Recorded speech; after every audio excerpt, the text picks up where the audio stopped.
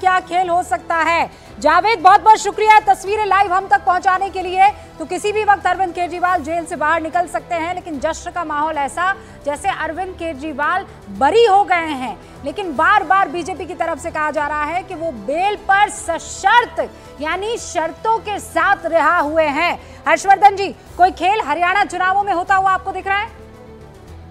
देखिए, ऐसा कोई खेल बहुत हो जाएगा ये तो नहीं कहेंगे, लेकिन एक बात तो सबको पता है ना कि अरविंद केजरीवाल और उनकी पार्टी को लगता है कि चूंकि केजरीवाल वहीं के हैं तो हरियाणा की कई सीटें ऐसी हैं जहां आम आदमी पार्टी को उम्मीद दिखती है। और यही उम्मीद थी कि जो कांग्रेस पार्टी के साथ एक तरह से कहें कि दोनों ने थोड़ा थोड़ा समझौता करके लोकसभा चुनाव में एक साथ आए थे, इस वक्त वो साथ आने को तैयार नहीं हुए। और अब जो वहां मुकाबला होगा उसमें अरविंद केजरीवाल के बाहर निकलने से निश्चित तौर पर कुछ फर्क पड़ेगा, इसको तो कोई इनकार कर नहीं सकता। और शायद यही वजह है कि हुड्डा जी कह रहे हैं वोट कटुआ आए थे, काट ले गए थे, अब इस बार मत काटने देना। अब वो जो कह रहे हैं तो जाहिर है कि अरविंद केजरीवाल को ही कह रहे होंगे। अब यहीं पर बात देखिए, इस मामले में रवि जी मैं मौका दूंगी, लेकिन विवेक श्रीवास्तव की एक बात मैं मान गई, ये पूरा टाइम एक नंबर आंकड़ा हर्षवर्धन जी जब लोकसभा के चुनाव चल रहे थे तो वो देते रहे, नॉट बिकॉज लेफ्ट से की तरफ इंक्लाइंड है कि नहीं, लेकिन इंडिपेंडेंट रूप से भी एक आंकड़ा दे रहे थे और वो सही साबित हुआ था।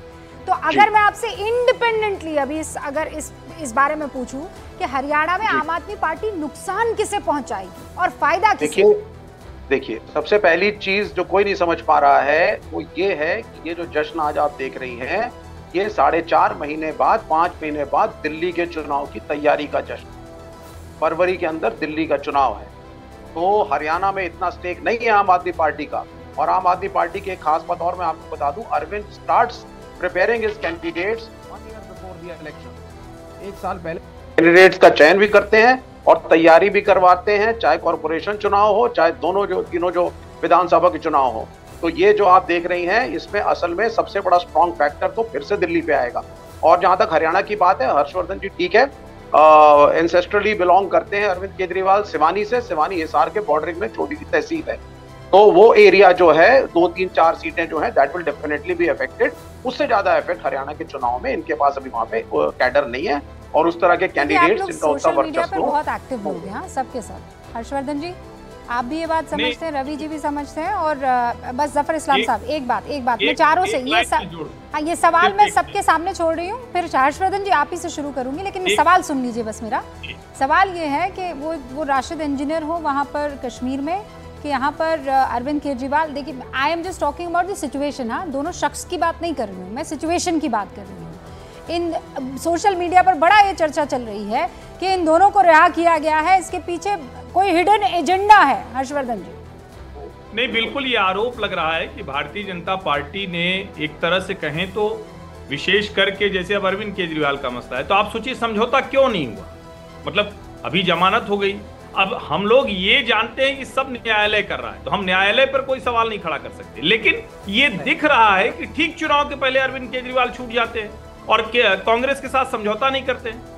रशीद इंजीनियर छूटते हैं और उनका हमला भारतीय जनता पार्टी पे है, लेकिन उमर अब्दुल्ला पर ज्यादा हमलावर है। तो कई चीजें ऐसी दिखती हैं कि ये जो प्ले है ये कहीं दिखता है। और अरविंद केजरीवाल कोई कुछ भी कहे, विवेक जी कह रहे हैं 3-4 सीटें, अभी हुड्डा जी ने बताया ना कि पिछली बार जेजेपी ने सिर्फ 9 सीटों में ही खेल बिगाड़ दिया था, नहीं आ पाई थी कांग्रेस की सरकार। तो क्या ऐसी स्थितियां फिर से बनती हुई दिख रही हैं? इस पर हमें जरूर नजर रखनी चाहिए। हाँ, रवि जी? देखिए, पिछले लोकसभा चुनाव में आम आदमी पार्टी का वोट प्रतिशत हरियाणा के अंदर नगण्य था, बिल्कुल कोई खास उनकी वहां पे पैठ नहीं थी। बट एक बात विवेक से मैं एग्री करता हूं कि 5 से 7 सीटें जो अरविंद केजरीवाल के बिल्कुल पुश्तैनी गांव के और तहसील के पास की हैं, वो निश्चित रूप से इफेक्ट होंगी। और एक और बता दूं मैं आपको, जो वोट कटुआ जो बता रहे हैं, उन्होंने नाम नहीं लिया किसी का, मैं बोलता हूं आपको कि किसी का वोट नहीं, सिर्फ भाजपा का वोट कटेगा, क्योंकि Bhajpa is a combined enemy for Congress and आप बोथ, दोनों का एजेंडा एक ही है। गठबंधन भले ना हुआ, हरियाणा के बारे में जानते भी हैं। कि रवि जो जी, भी कटेगा वो रवि जी, आप हरियाणा के वोटर के बारे में पुख्ता तौर पर जानते भी हैं। सीटें नहीं आएंगी। सुनिए, मैं ये दावा हुड्डा जी ज्यादा समझ रहे कौन वोट काटेगा या रवि जी समझ रहे? आपको 3 मुद्दे हैं। हुड्डा जी कह रहे हैं कि आम आदमी पार्टी वोट पहला मुद्दा है काउ विजिलेंटी का, जो इन्होंने लोगों को, माइनॉरिटीज के लोगों को जान से मारा है। एक बच्चे को अभी अभी मारा है इन्होंने। दूसरी बात जो फार्मर प्रोटेस्ट है, अरे मुद्दे जो भी है मैं समझ रही हूँ, पर सुनिए, हरियाणा के बारे में, बीजेपी को ही हरियाणा के वोटर के बारे में, हरियाणा के रहवासियों के बारे में एक बहुत खास बात है। वो इतना जल्दी जो है उनको कोई भी बरगला नहीं सकता, इधर उधर नहीं कर सकता है। और मैं आपको एक किस्सा सुना देती हूँ, अभी हाल फिलहाल मेरे सुनने में आया है। रवि जी सुनिए तो सही, 10 साल तो सुनिए तो सही। आप ये जो अरविंद केजरीवाल 8-10 सीटें उनके पुश्तैनी गांव के आसपास की जीत लेंगे, ये जो आप बातें कर रहे हैं बड़ी बड़ी, हरियाणा में एक संत महात्मा आदमी गया, मिशनरी का था वो, ठीक है। अब कोई इस बात को अन्यथा ना ले, इट्स जस्ट, ये सिर्फ बताने के लिए, समझाने के लिए। तो वो मिशनरी का आदमी जब वहाँ पर पहुँचा तो उसने ये कहा कि देखिए, आप सबको यीशु मसीह के बारे में पढ़ना लिखना चाहिए और अपना धर्म परिवर्तन कर लेना चाहिए। ये किस्सा है। तो भाई उन्होंने कहा ये कौन है भाई, जीसस है कौन? तो उन्होंने कहा कि जीसस जो है वो भगवान के बेटे हैं, सन ऑफ द गॉड, ठीक है, भगवान उनके फादर हैं।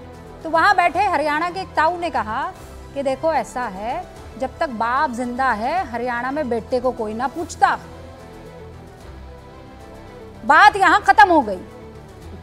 आप समझ रहे हैं इसका मतलब समझ रहे हैं रवि जी आप? ये हरियाणा है। मैं सब समझ रहा हूँ, मैं सब समझ रहा हूँ कि कहाँ पे राम रहीम है और कहाँ पर संत रामपाल है और कहाँ पर और संत है हरियाणा के। उन सब के लक्षण देश देख चुका है और किस तरीके से उन्हें बार बार पैरोल देके इन्होंने 9.5 साल में खट्टर जी ने हरियाणा का सत्यानाश किया है पूरा। और ये जो अब नायाब सिंह सैनी लाए गए हैं 6 महीने पहले, इनको तो कोई जानता भी नहीं है, सीट बदलते घूम रहे हैं, भगदड़ मची हुई है। और हुड्डा साहब के बारे में क्या राय है आपकी? और 15 वो चुनाव के बाद देखा जाएगा, 15 सीटें इनको मिल जाए तो बहुत बड़ी बात समझिएगा। अच्छा भाई, जफर इस्लाम साहब दोनों तरफ से घिरे हैं आप, समझ गए? इशारों में समझ लीजिए रवि जी जो कह रहे हैं। देखिए रवि जी को मालूम है साथ नहीं आए, लेकिन मजबूरी इनकी की बुराई नहीं कर सकते। हकीकत तो यह है कि आपने सुना होगा कई बार कहावत, विका जी, खासकर मुस्लिम समाज के लोग इस कहावत को बार बार इस्तेमाल करते हैं, 2 मुल्ला में मुर्गी हराम। तो ये आपस में दोनों वैसे भी हार भी रहे थे और दोनों मिलेंगे और भी ज्यादा जनता इनको हराएंगी। इसलिए इन लोग दोनों की जो नियत जो है वो सिर्फ सत्ता पाने की नियत है, जनता की सेवा करने की नियत नहीं है। इसलिए मुझे कोई फर्क नहीं पड़ता वो साथ आते तो भी आते और मुर्गी आप है, मुर्गी आप है, इसमें सारे किस्से में मुर्गी आप है। सुन लीजिए, अभी आप जो आगे आने वाले मुर्गी आप है, ये याद रखिए रवि जी। अभी रिजल्ट जब आएगा तो आपके खाते में कुछ नहीं रहेगा और आप अलायंस पार्टनर के खाते में भी कुछ नहीं रहेगा, तो आप दोनों का हाथ खाली रहेगा और आप भारतीय जनता पार्टी की प्रचंड बहुमत से सरकार बनेगी। आज हंस लीजिए, पर ये मान लीजिए जफर इस्लाम साहब, आप नैरेटिव में आप लोग जो हैं अभी थोड़ा सा खुद साबित हो रहे हैं। ये जो कह रहे हैं ना कि भगदड़ मची हुई है, मैंने बकायदा आंकड़े देखे हैं। कांग्रेस के 31 लोग इंडिपेंडेंटली बागी खड़े हैं मैदान में और आपके 34, महज 3 ज्यादा है।